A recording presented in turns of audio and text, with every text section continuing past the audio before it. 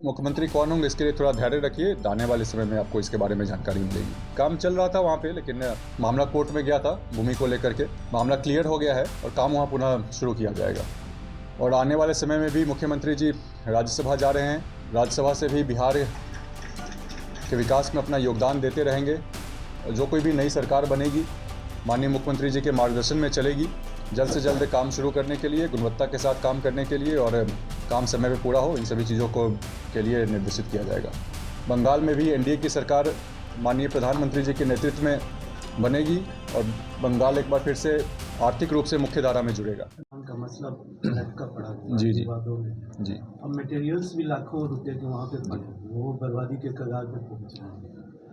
पक्ष विपक्ष दोनों में से शायद एक नहीं आया है। नहीं, वह काम चल रहा था वहाँ पे, लेकिन क्योंकि कुछ स्थानीय लोगों का उसमें ऑब्जेक्शन था।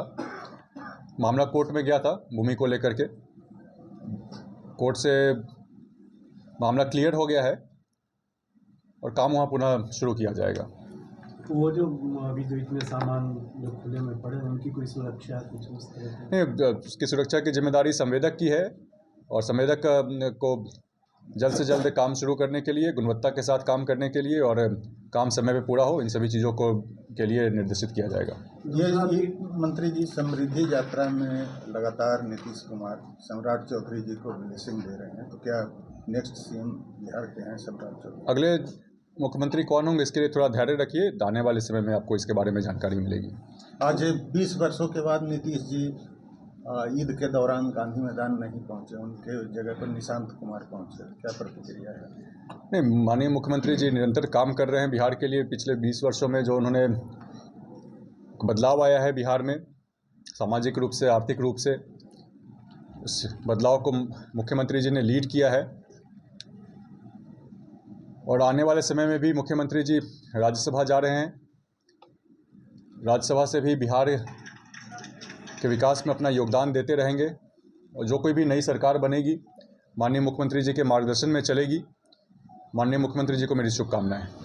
क्या पंचायत चुनाव को लेकर सरकार जो है वो जो आरक्षण का रोस्टर है उस पर भी विचार कर रही है चेंज करने? आरक्षण का रोस्टर, चूँकि पिछला रोस्टर लागू हुए हुए 10 वर्ष पूरे हो गए हैं, तो इस बार के चुनाव में 2026 में पंचायत के चुनाव में आरक्षण का नया रोस्टर देखने को मिलेगा। अब एक अभी आपके कैमूर के हैं राम नगीना सिंह कुशवाहा, उनका भी वीडियो वायरल हो रहा है। वो आपके साथ पुराना जो राग चल रहा है उसी पे वो भी बोल रहे हैं, पार्टी से हट रहे हैं। एक तरफ संगठन की मजबूती की बात हो रही है, वो हट रहे हैं। नहीं, उनके बारे में मुझे जानकारी नहीं है, क्या कुछ बोल रहे हैं। उनका बयान देखेंगे, क्या कुछ उनका है तो फिर कमेंट कर पाएंगे। तेजस्वी यादव ने कहा कि अगर बंगाल में भाजपा को जो हराएगा उसके साथ ही हम खड़े होंगे। बंगाल की जनता पिछले कुछ वर्षों में जिस प्रकार से बंगाल एक समय पे देश का आर्थिक गति को लीड करने वाला राज्य रहा है, पिछले कुछ वर्षों में आर्थिक रूप से काफ़ी पिछड़ गया है बंगाल। इसके कई कारण हैं।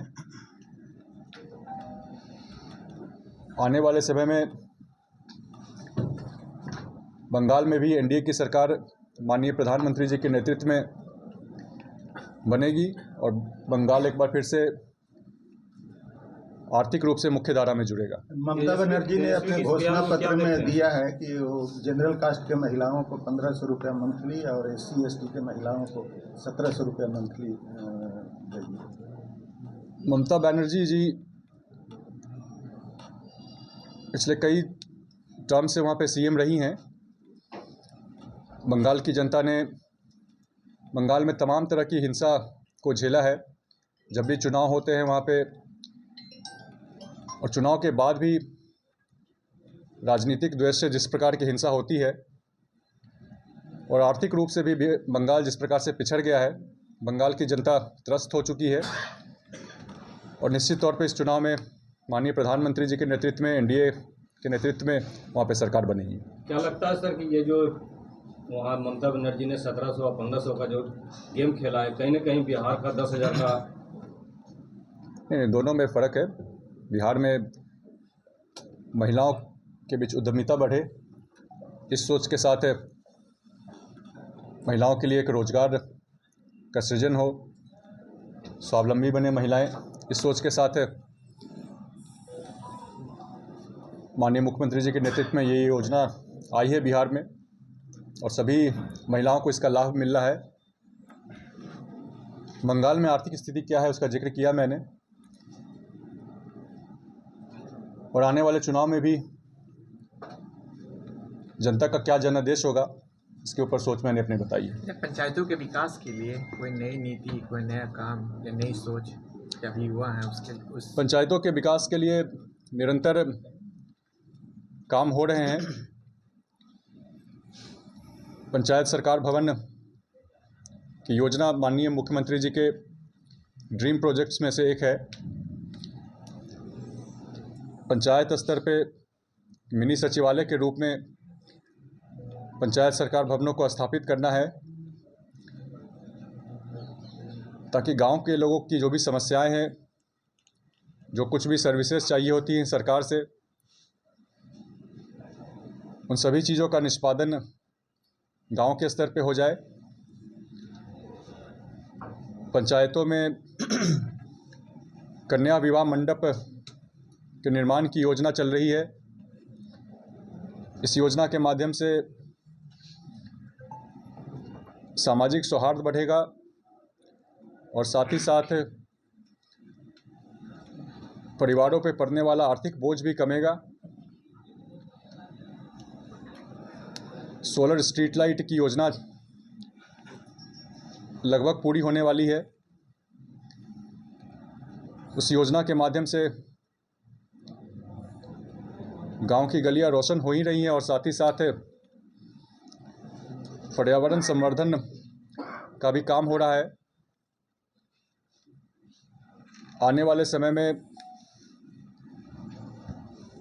पंचायतों में मुक्ति धाम विकसित करने की योजना है। मुक्ति धाम में शवदहन के साथ साथ तमाम तरह की जन सुविधाएं लोगों को उपलब्ध कराई जाएंगी। पंचायतों में काम गुणवत्तापूर्ण हो, ससमय पूरा हो, उसके लिए नई टेक्नोलॉजी का जहां कहीं भी इस्तेमाल करना हो।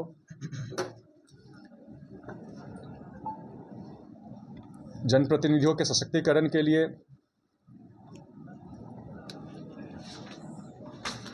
नई ट्रेनिंग की व्यवस्था करनी हो। हर प्रकार की योजनाओं पे काम चल रहा है और निश्चित तौर पर गांधी जी के ग्राम स्वराज के सपने को साकार करने के लिए बिहार एक अग्रणी राज्य की भूमिका निभा रहा है।